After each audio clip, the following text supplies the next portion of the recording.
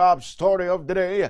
Nadakpa na ang pugante nga si former Ako Bicol Party List Representative Zaldi Co nga mong isa sa pinakadako nga personalidad nga ginaangot sa flood control scandal. Ginkompirma ini ni President Ferdinand Marcos Jr. pagi sa isa ka social media post kagabi. Sunod sa presidente, ginaresto si Co sang nagtabo kini sa Czech Republic nga wala sa nagakaigo nga documentation. Nakadetain na ini subong sa mga pungsod. Sunod kay Marcos, nagapakigangot na ang Philippine government sa Czech Republic agud nga madala pauli ang mga anay kongresista. Sunod sa presidente ang tanan nga legal nga proseso kag nagpasalig man ini nga padayon nga ipahibalo sa publiko ang tanan nga development.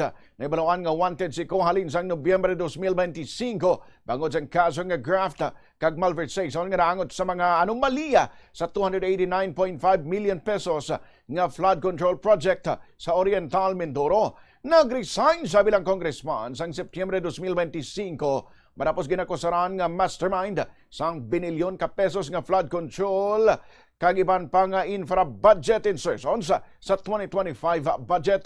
Sa sunod-sunod nga mga expose sini isang 2025, gin-implicate sini si Marcos kag former House Speaker Martin Romualdez sa binilyon ka pesos nga insertions sa 2025 national budget. Nagpanindugan ini nga nagsunod lamang sa mga mando kaangod sa ginaaligar nga budget insertions. Pagkatapos ng isang araw, tinawagan ako ni Sec Mina at sinabi ang mensahe ng Pangulo. Ipasok ninyo yan dahil pinangako na sa akin ni Speaker Martin yan at hindi na pwedeng baguhin. Kumbaga, ang utos ng hari hindi pwedeng mabali. Again, I informed the Speaker and asked clearance about the instructions ng Pangulo. At ang sabi niya, wala tayong magagawa. Kaya po nagtataka ako kung bakit sinasabi ni Pangulo na hindi niya makilala ang budget. Samantalang lahat na binawas at dinagdag sa mga ahensya ng gobyerno ay humihingi ng approval sa kanya si Sec Mina Pangandaman. Nabalian ang isa sa mga videos nga ginpost sa Tony Zaldi Co matapos ining ginaangot sa anomalya sa flood control projects sa diin. Sa among video, ginimplicate niya si Marcos kag si Romualdez samtang ginatubod naman sini nga si Amina amo si anay DBM Secretary Amina Pangandaman. Ginaligar man anay isang kongresista nga hindi sa magpauli bangod managapahog sa iya nga ipapatay sa yari ang amo nga aligasyon ni Co.